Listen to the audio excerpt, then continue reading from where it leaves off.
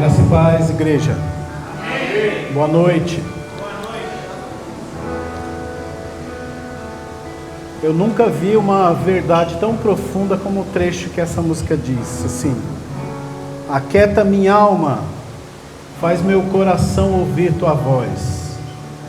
A gente vive hoje em meio a tantas coisas que tiram a nossa atenção, e mais os problemas que nós temos, tudo tira a nossa atenção. A gente está atento a tantas coisas fora, mas não está atento às coisas de dentro. E essa canção, ela chama atenção para isso. Aquieta a minha alma, o centro das emoções, que está pensando, preocupado, sentindo, chorando, reclamando, pedindo, rindo, e chamando atenção para o nosso coração. Faz eu ouvir a tua voz no meu coração. É uma grande verdade. Vamos ficar de pé e fazer uma oração. Senhor meu Deus e meu Pai, em nome de Jesus, nós te agradecemos por poder participar mais uma vez, Senhor, de um culto, porque muitas pessoas não podem participar de um culto, Senhor, vivem escondidas, lendo a Bíblia escondidas em outros países, mas nós podemos, Senhor, estar aqui reunidos em Teu nome, para aprender um pouco mais de Ti. E o meu pedido essa noite é: aquieta minha alma, Senhor, aquieta nossas almas, Senhor, faz o nosso coração ouvir a Tua voz essa noite. Que eu seja, Senhor, eu te peço, Teu porta-voz essa noite, para alcançar os corações, para aqueles que vieram aqui buscar uma resposta essa noite, que eles possam encontrar essa resposta. Em nome de Jesus, é o que eu te peço, Senhor, e te agradeço. Amém, amém. Podem se sentar. Letícia, faz um favor para mim, coloca o tema de quarta-feira das promessas.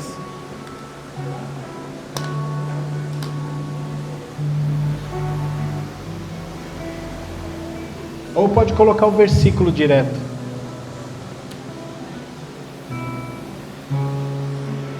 Hoje nós vamos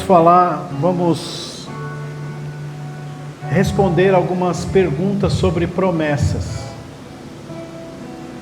Todo mundo aqui tem promessa? Todos têm? Tem promessa? E se você não tivesse? Do tipo assim, algum profeta não veio falar com você, ou Deus não usou alguém para falar com você, você ainda teria promessa? Sim ou não? E qual seria essa promessa? Isso, Hebreus 10, 23. Coloca esse texto aí para mim, por favor. Qual seria essa promessa que você falou que tem? Tem promessa de salvação.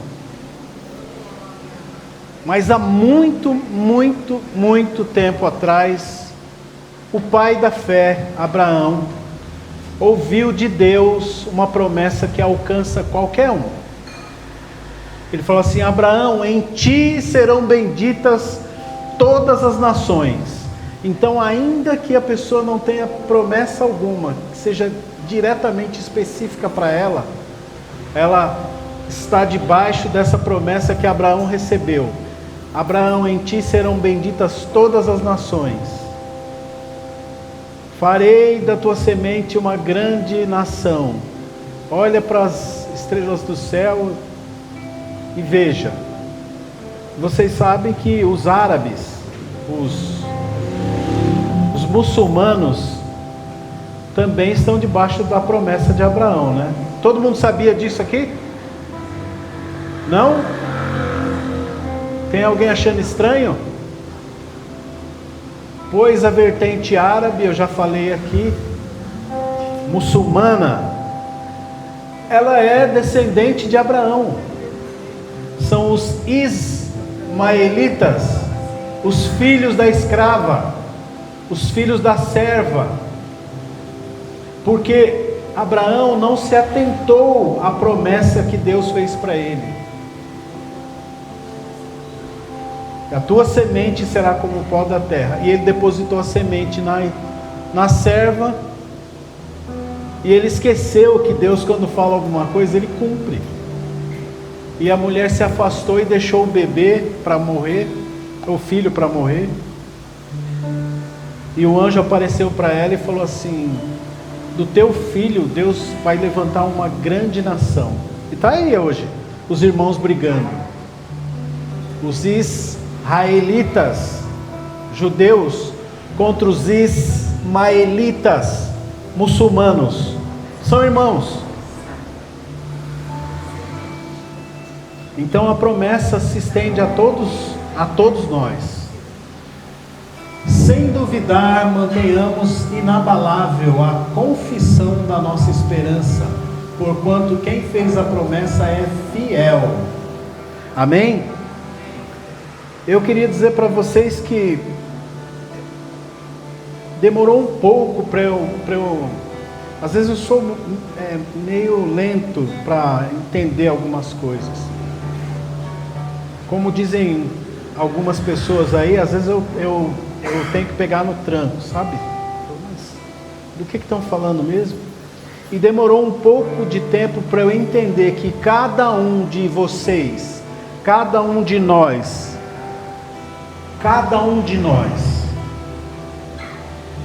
tem uma missão aqui.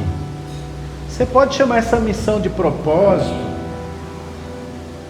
pode chamar de missão, mas cada um tem uma missão aqui na terra.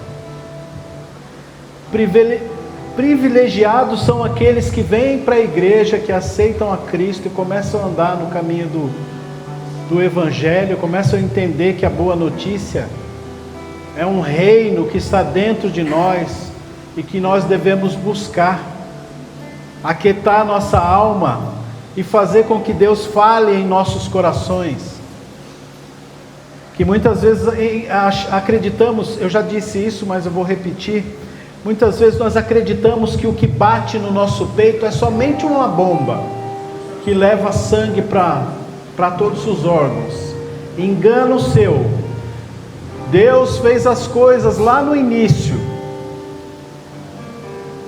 e o homem, ele vai, toda vez que um homem, preste bem atenção nisso, existe um óculos aqui, e o óculos está sob essas folhas. Então quem olha aqui, não põe a mão aqui, não está vendo o óculos, certo? Até o dia que alguém vem e descobre. Não quer dizer que inventou, ele descobriu. E Deus fez tudo o que Ele fez. Tem muita gente que não acredita nele, para a gente chegar em pleno século XX, os cientistas dizerem o seguinte: o coração não é somente uma bomba. O coração é um centro energético que tem a capacidade, ele tem um campo magnético, inclusive de 5 metros quadrados. Quando você sente alguma coisa do fundo do seu coração, sai uma irradiação do seu coração. Tem muita gente que não sabe disso. E é através dessa bomba aqui que Deus fala conosco. É uma pequena arca da aliança. Para quem não sabe, a arca do concerto, a arca da aliança que Deus mandou construir, era como se era um comunicador entre Deus e o sacerdote.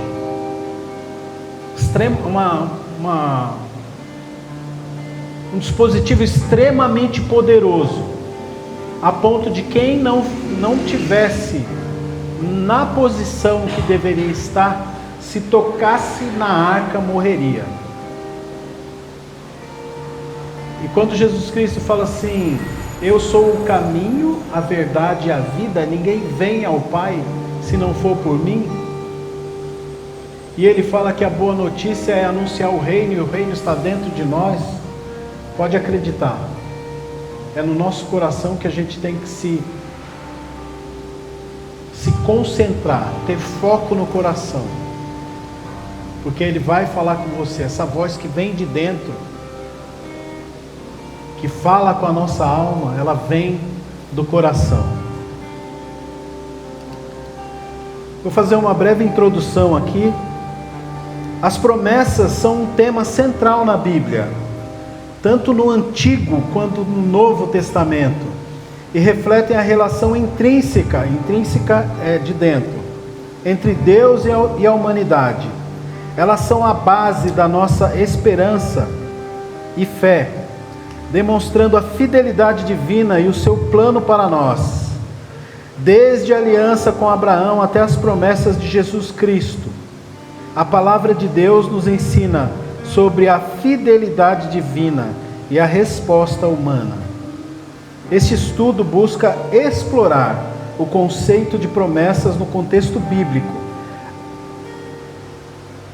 seu propósito e perspectiva das pessoas, e como devemos agir ao receber as promessas de Deus. Além disso, discutiremos se há promessas que podem não se cumprir, ou cujo cumprimento ocorrerá após a nossa vida, e como lidar com essa possibilidade. Amém? Quem sabe de alguém aí que recebeu promessa, mas ele não viu a promessa se cumprir? Alguém arrisca? Moisés, quem mais? Abraão também. Abraão não viu a sua descendência ser como o pó da terra, mas foi prometido para ele. Então pode acontecer, para o meu sogro, por exemplo, ele recebeu uma profecia. Meu sogro morreu com 93 anos, falaram para ele que ele ia ver a 4ª geração dele. Estava com quanto? 90? Menos, né? Uns 88 anos. E quando ele viu o menino nascer, ele já começou a se preparar, porque ele falou assim: está próximo o dia da minha partida, porque Deus já cumpriu a promessa que Ele fez na minha vida, que eu veria minha 4ª geração. Promessa, irmãos, promessa serve como um ponto assim, ó. Deus fala assim, ó, você vai chegar aqui, tá? E você está aqui. Deus traz aquele ponto para cá e fala, você vai chegar ali, lá, naquele ponto. Então ele serve como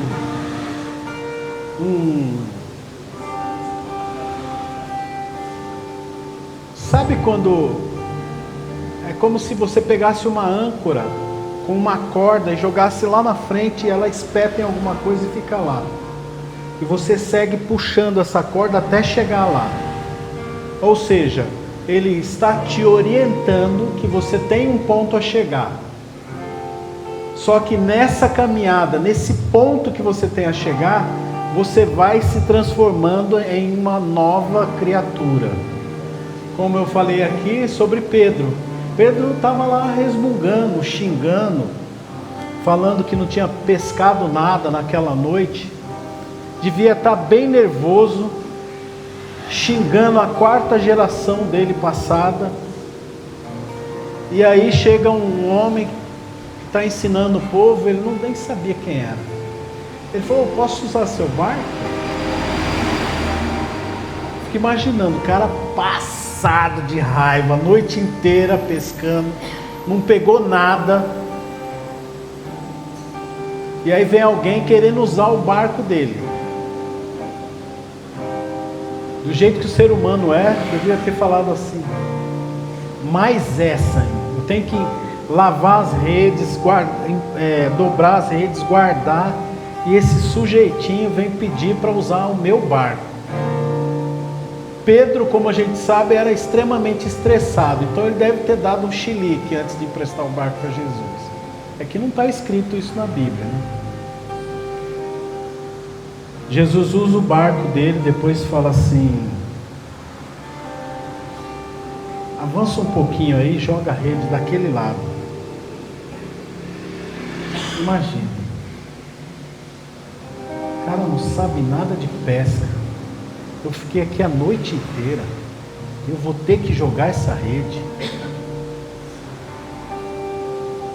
Eu não sei se alguém aqui veio buscar uma resposta, mas às vezes Deus está te orientando, está mostrando um destino, está falando para você fazer alguma coisa, e você, em vez de fazer o que Ele está falando para você, o que Ele está te orientando, dando sinais, apontando, você está retrucando, batendo cabeça, falando: mas o que eu vou fazer, o que eu vou fazer, o que eu vou fazer, e Deus está falando: faz isso. Você: não, eu já fiz, não deu certo. Faz isso, eu já fiz, não deu certo. Faz isso, eu já fiz e não deu certo. Pelo amor de Deus, faça o que Ele está falando. E quando Pedro fez o que ele falou, foi lá e jogou a rede. Quando você vê isso quando assisti a série The Chosen, foi muito legal essa parte. Que quando eles jogam a rede, o barco pende assim, começa a afundar, e eles começam a puxar, e é tanto peixe. E aí Pedro entende que aquele que tinha mandado jogar a rede não era qualquer um. Na série ele se joga nos pés de Cristo e pede perdão. Ele fala que não é digno. Eu não sou digno, nem que o Senhor olhe para mim. E Jesus faz uma promessa para ele: me segue, que eu vou te fazer pescador de homens. O que ele fez? Ele falou assim: Pedro, você tem um destino. Eu estou te mostrando assim, né? Eu estou te mostrando Atos, capítulo 2. Nem existiu o livro ainda, hein? E Pedro traz Jesus, quis cortar a cabeça do soldado.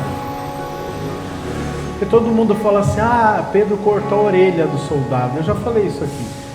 Você já viu alguém que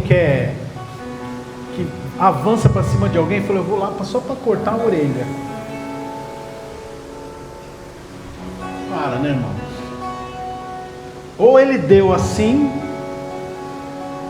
e o cara tirou a orelha, tirou e pegou na orelha, ou ele deu para arrancar a cabeça fora, ele baixou e arrancou a orelha. Mas ele não deu para cortar a orelha. E esse Pedro, que passou por tudo isso, chega lá em Atos dos Apóstolos e faz um discurso. Quando você olha o discurso de Pedro em Atos dos Apóstolos, você vê que ele é outra criatura. Então, se você tem uma promessa, até ela se cumprir, você vai ser transformado de dentro para fora, numa nova criatura. E você vai chegar lá de outro jeito, mais manso, mais humilde, mais calmo, menos intempestuoso, mais ponderado, transformado, mais paciente, mais crente. Então, quando Deus faz uma promessa para você, se prepara que vão ter dias muito bons, mas em alguns momentos da caminhada, você vai encontrar com Cristo no jardim, e Ele e você vão estar suando sangue.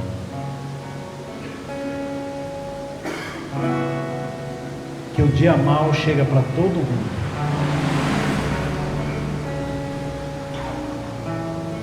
Mas, como diz a música aqui, aquieta minha alma, faz o meu coração ouvir a tua voz. E Jesus, mesmo depois que soou sangue, ele foi consolado por anjos. Então a nossa vida é assim. Só que quando ela estiver indo ladeira abaixo, não se desespere, faça o que o louvor disse aqui atrás. Espere em Deus e aquieta sua alma. Eu vou falar um pouco, uns termos aqui, mas depois eu explico. Contextualizando a Bíblia e a Bíblia judaica. No contexto da Torá e do Talmud, a Torá é a Bíblia dos judeus, tá? Tem alguma diferença para a nossa? Sim. Lá tem os 5 primeiros livros da Bíblia, o Pentateuco e os profetas. E o Talmud é um manual judeu para ler a Torá. As promessas de Deus são vistas como alianças sagradas e inalteráveis, estabelecidas por um Deus que não pode mentir. Números 23 e 19. A Torá, por exemplo, apresenta a promessa feita a Abraão, Gênesis 12, do 1 ao 3. Onde Deus promete fazer dele uma grande nação, abençoá-lo, engrandecer o seu nome e abençoar todas as famílias da terra através dele. Essa promessa é a base da fé judaica e cristã. O Talmud, por sua vez, discute a fidelidade de Deus em cumprir suas promessas, destacando a obediência humana. É um fator importante no processo. O Talmud babilônico, Berakhot 7a. Por exemplo, o Talmud enfatiza que o estudo da Torá e a prática dos mandamentos são formas de demonstrar essa obediência e merecer as bênçãos prometidas. No Novo Testamento, por que eu trouxe esses textos para vocês? Porque, irmãos, o próprio Jesus Cristo disse: a salvação vem dos irmãos. A salvação vem dos judeus, irmãos. Jesus Cristo era o quê? Jesus não era crente não, irmão. Eu falo isso, os irmãos ficam olhando para mim da cara. Como assim? Jesus não era crente, irmãos.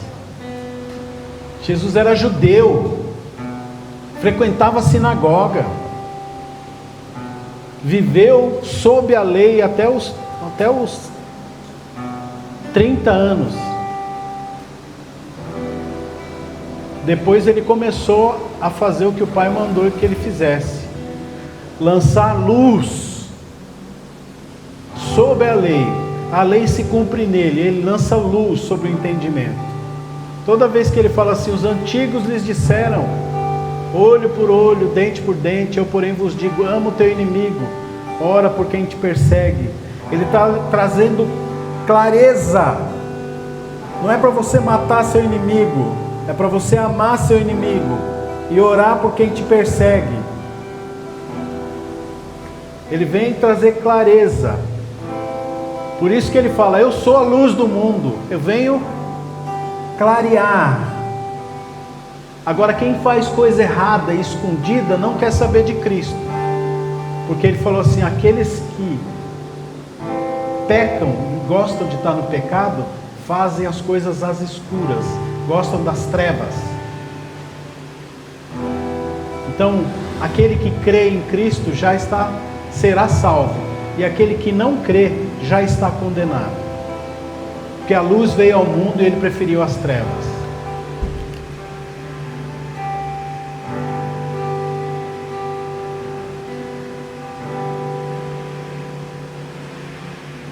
No Novo Testamento, as promessas estão ligadas à fé em Cristo. Como vemos em 2 Coríntios 1 e 20, pois quantas são as promessas de Deus, tantas tem nele o sim. Por isso, é por meio dele que dizemos amém, para a glória de Deus. Isso significa que Jesus Cristo é a garantia do cumprimento das promessas de Deus. O próprio Cristo é um cumprimento de várias promessas várias profecias a respeito dele. Até aquela vez que ele chicoteia os vendilhões do templo, existiu uma promessa que falou sobre aquilo, que diz assim: o zelo pela sua casa o consumiu. Agora nós vamos discutir alguns tópicos. Tópico 1. O que são as promessas no contexto bíblico? As promessas bíblicas são declarações divinas que asseguram bênçãos, cumprimento de propósitos ou intervenções na vida das pessoas. Elas podem ser direcionadas a indivíduos específicos, como Abraão, ou a grupos, como a nação de Israel. Em Gênesis 9, 1 e 1, Deus faz uma promessa a Noé após o dilúvio: estabelecerei minha aliança convosco, nunca mais será exterminada toda a carne por águas de dilúvio, nem mais haverá dilúvio para destruir a terra. Essa promessa reflete a natureza imutável de Deus e seu compromisso com a criação. É uma promessa universal, válida para toda a humanidade. Além disso, as promessas podem ser condicionais, dependendo da obediência humana, ou incondicionais, baseadas unicamente na graça e no caráter de Deus. Qual é a aliança visível dessa promessa que Deus fez com Noé? Que a gente pode ver ela ainda hoje. Qual é? O arco-íris. Toda vez que você olhar e ver um arco-íris, é sobre ele que Deus faz uma aliança com Noé, que nunca mais destruirá o mundo com dilúvio. O objetivo das promessas é uma perspectiva divina. O objetivo das promessas é revelar o caráter de Deus, fortalecer a fé humana, estabelecer um relacionamento baseado na confiança. As promessas nos mostram um Deus fiel, amoroso e poderoso. Em Jeremias 29:11, Deus declara: eu é quem sei que pensamentos tenho a vosso respeito, diz o Senhor. Pensamentos de paz e não de mal, para vos dar o fim que desejais. Isso mostra que as promessas visam o bem-estar espiritual e material das pessoas. O cumprimento das promessas também glorifica o nome de Deus e demonstra a sua soberania sobre todas as coisas. As promessas também servem como um incentivo à obediência e à busca por uma vida que agrade a Deus. Você tem promessa, você fica mais comprometido em obedecer a Deus, porque você sabe que você tem um destino. As pessoas do mundo podem não saber de onde vieram e para onde vão, mas vocês sabem de onde vieram e para onde vão. Vocês têm um destino garantido pela promessa de salvação que nos foi feita.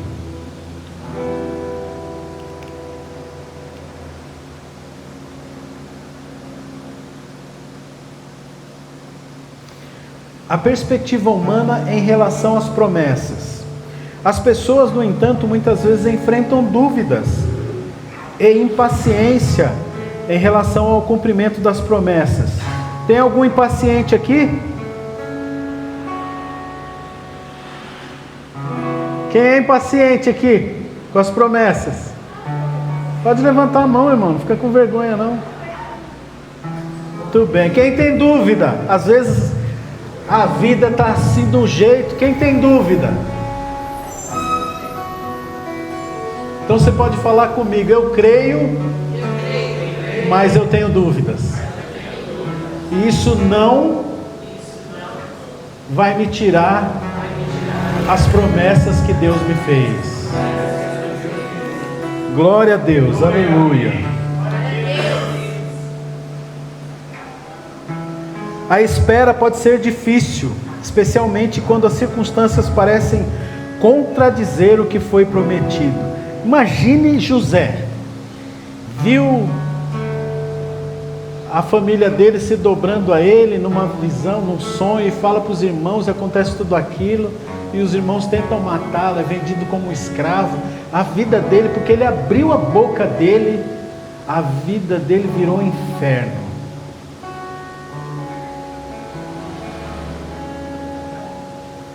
Eu fico imaginando Deus, né? Deus olhando para ele e falou assim: José, você contou tudo. Não deveria ter contado.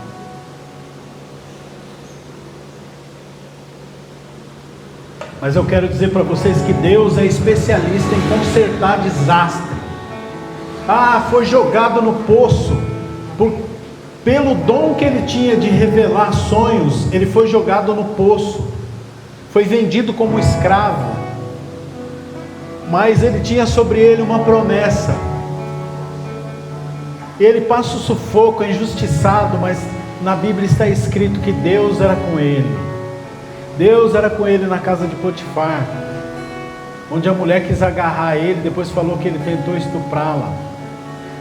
Deus era com José na cadeia. Você imagina, eu tenho uma promessa de Deus, estou preso injustamente. E quanta dúvida não passou pela cabeça de José? Quantas dúvidas? Senhor, até quando? Mas Senhor, será que essas promessas vão acontecer mesmo? Senhor, Tu estás comigo ainda. Quantos de vocês não falam isso, hein, Maia? Quantas vezes a gente não fala isso?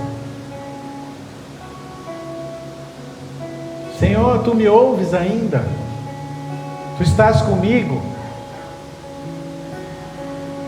Eu vou te dizer, guiado pelo Espírito Santo de Deus,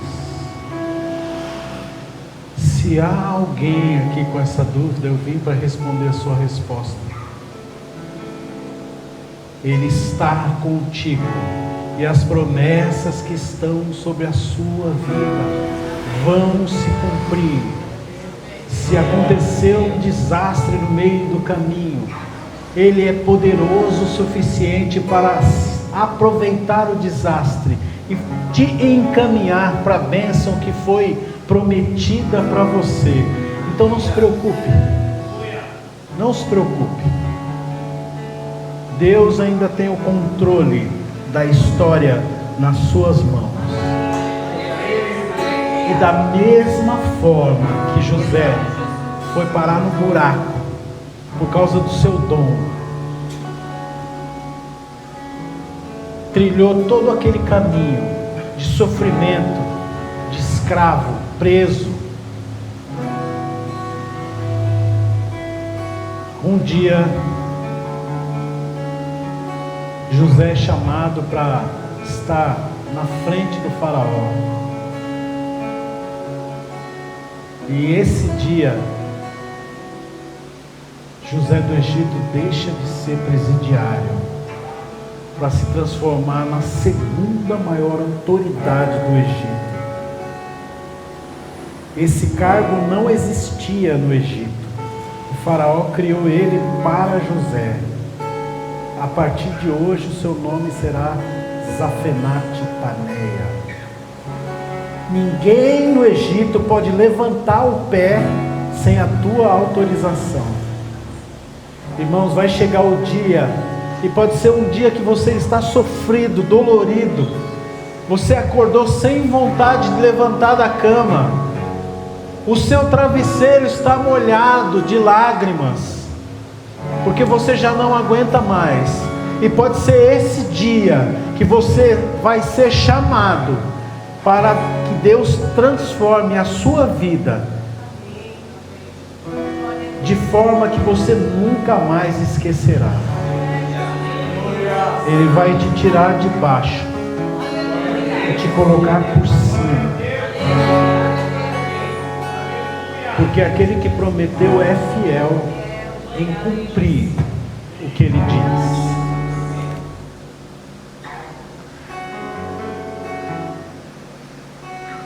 Em Gênesis 15, versículo 2 e 3, Abraão questiona Deus sobre a sua promessa de descendência.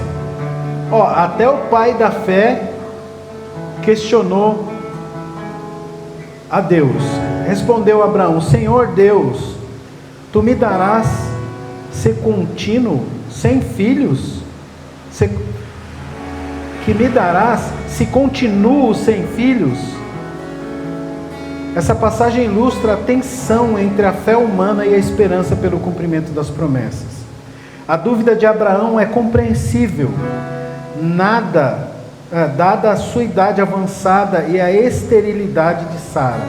Ou seja, o sujeito já era velho, não tinha Viagra e a esposa dele era estéril. O cenário é improvável. Repitam comigo: o cenário é improvável. Tem algum cenário na sua vida que é improvável? Tem? Diante da promessa que você recebeu? Não importa se é improvável, não importa se a doença não tem cura, não importa se a porta se fechou, não importa se tudo que você tem feito tem dado errado, não importa se diante da sua face tudo é improvável, porque diante do pai da fé tudo era improvável. No entanto, a promessa se cumpriu na vida de Abraão.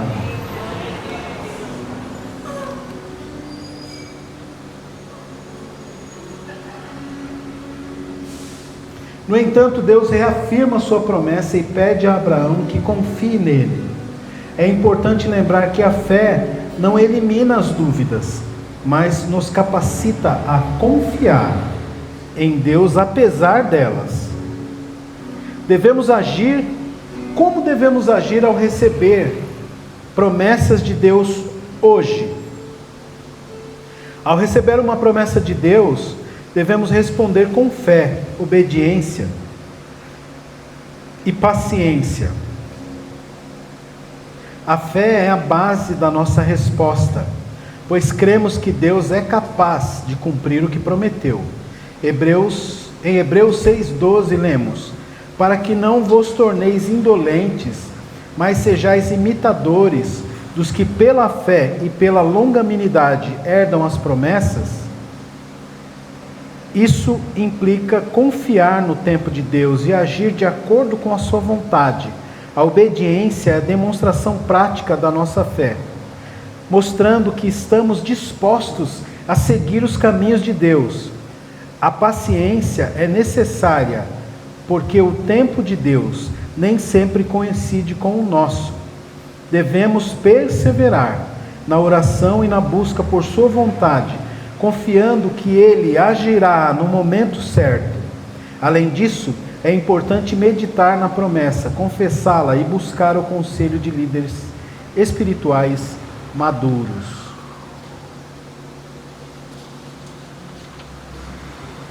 Quinto e último, promessas incondicionais e o tempo de cumprimento. Algumas promessas são incondicionais, como a aliança com Abraão, enquanto outras dependem da resposta humana. As promessas incondicionais, baseadas no caráter de Deus, e serão cumpridas independentemente de nossas ações. As promessas condicionais, por outro lado, exigem obediência e fidelidade para serem cumpridas. Em Deuteronômio 28, 1 e 2, Deus promete bênçãos para quem obedece. Está escrito assim: se ouvires atentamente a voz do Senhor, teu Deus, tendo cuidado de guardar todos os seus mandamentos, que hoje te ordeno, o Senhor Deus te exaltará sobre todas as nações da terra. Além disso, algumas promessas podem ter seu cumprimento após a nossa morte, como a promessa da vida eterna, em João 14, 2 e 3. Na casa de meu pai há muitas moradas, se assim não fosse, eu vô-lo teria dito. pois eu vou preparar-vos lugar. Essa promessa nos dá esperança e consolo, sabendo que a vida terrena é apenas uma parte da nossa jornada eterna com Deus. É importante discernir entre os diferentes tipos de promessas, que entender as condições para o seu cumprimento. Ou seja, tem coisas que você não vai ver se cumprir. Tem coisas que você vai ver se cumprir. Por que que acontece isso? Porque Deus é imortal. Deus, Ele não está sujeito ao tempo. Quem está sujeito ao tempo somos nós. O relógio está lá, tic-tac, e você está falando, estou ficando mais velho, estou ficando mais velho, estou ficando mais velho, estou ficando mais velho. E os cabelos brancos vão aparecendo, e as rugas. E aí o pessoal tenta esticar, puxar, pintar o cabelo, mas não tem jeito não, irmão. Aliás, eu tenho visto na internet que quem tenta fazer essas coisas fica pior. Então deixa minhas rugas, meus cabelos brancos e a minha devastação aqui na Mata Atlântica. Deixa aí. Então hoje nós aprendemos que devemos ter confiança. Quando você recebe uma promessa, tenha confiança. Ah, mas se eu tiver dúvida faz mal? Não, não faz mal. Até Abraão teve dúvida. Desde que essa dúvida não te faça desistir. Eu já ouvi um monte de gente, irmãos, falando assim: ai, mas tem até louvor que fala, um louvor aqui que cantaram aqui, fala assim: ah, quando eu pensar em desistir. Como assim desistir? Esses dias eu falei pro meu filho: ah, pai, eu estou pensando em desistir.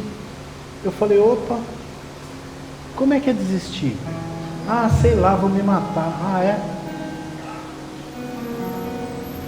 Irmãos, no momento que você entrou nesse planeta aqui, ó, e foi através de uma mulher, tá?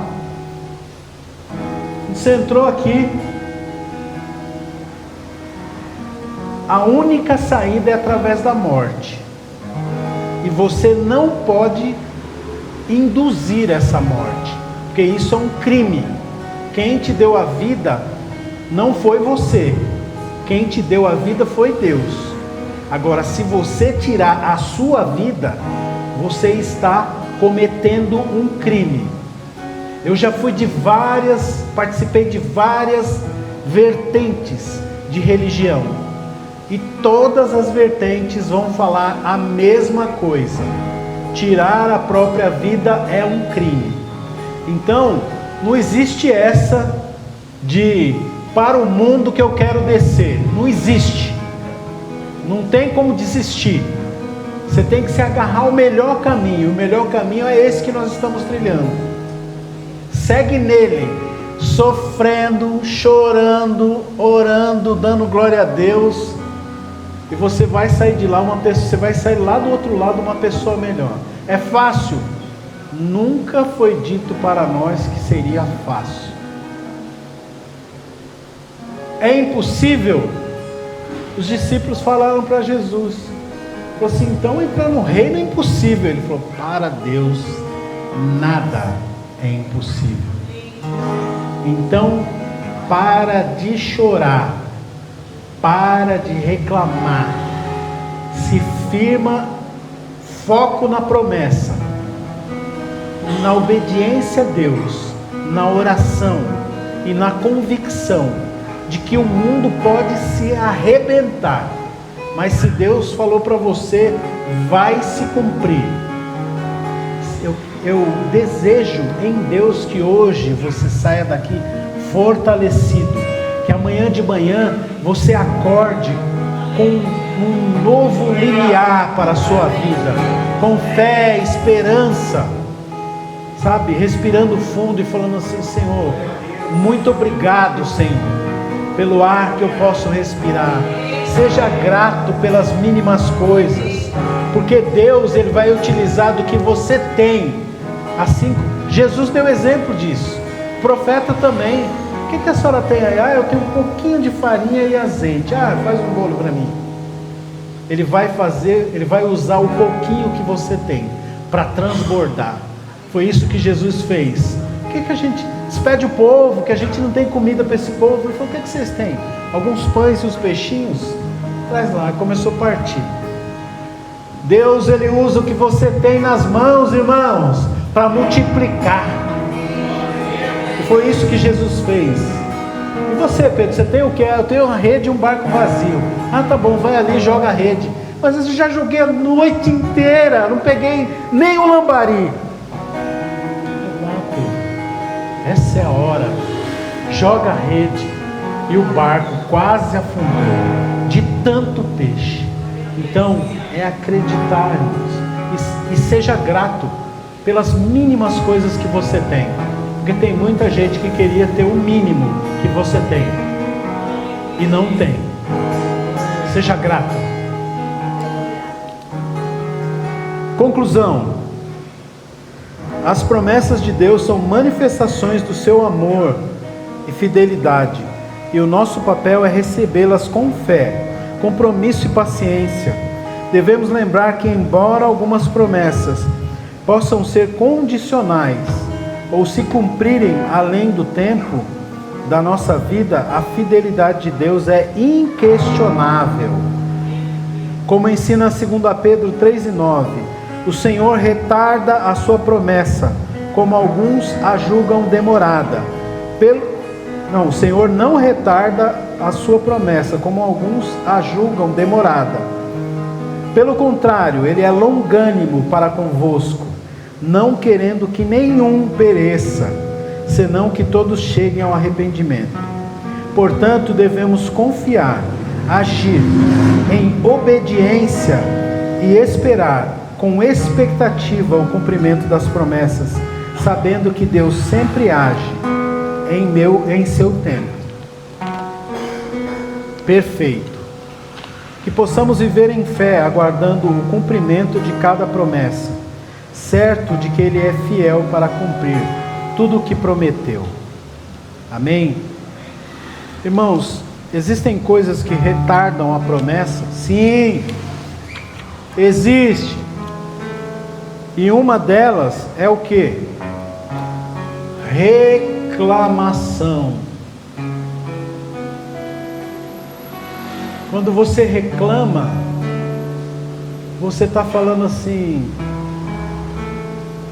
não vai acontecer não. Estou reclamando ou não? O que eu estou dizendo? Qual que é a minha fé? Minha fé é que não vai acontecer. Você ora por um filho, ele está nas drogas, sabe? Todo dia você ora, ele está nas drogas, todo dia ele chega, vira a noite na rua, chega ruim. E você continua orando, ele chega, aí passa 1 mês, 2 meses, 3 meses, 4 meses, 5 meses, 6 meses. Continua orando, irmãos. Lá pelo 5º mês, não faça esse tipo de comentário. Aí, tá vendo? Nem Deus para dar resultado. Esse aí nem Deus. Irmão, se você está fazendo isso, você está jogando a sua oração fora. Porque aquele que ora e crê, ele não desdiz o que ele fala, ele não reclama. E mais uma vez eu vou dizer, aquele que reclama, ele clama e reclama. Ele pede 2 vezes por aquilo que ele não quer, ou por aquilo que ele não gosta. Então toda vez que você reclama, a oração te encaminha no sentido de alcançar a promessa, o objetivo que Deus tem para a sua vida. A reclamação é assim, você dá um passo para frente, que é a oração, deu outro passo para frente, que é a oração. Aí quando você reclama, você faz isso, voltou ao estágio inicial. Então toda vez que você abrir a boca para reclamar, esse menino não tem jeito, isso aí não vai dar para nada, Esse irmão aí é uma bênção, falando sarcasticamente, sabe? Toda vez que você fizer isso, você está colaborando para a desgraça da pessoa. Para de reclamar, ora e agradece. Ah, chegou bêbado, caindo, Senhor, gratidão a Ti, Senhor, porque ele vai encontrar o caminho, eu creio. Amém? Vamos ficar de pé, fazer uma oração. Quero chamar os músicos aqui.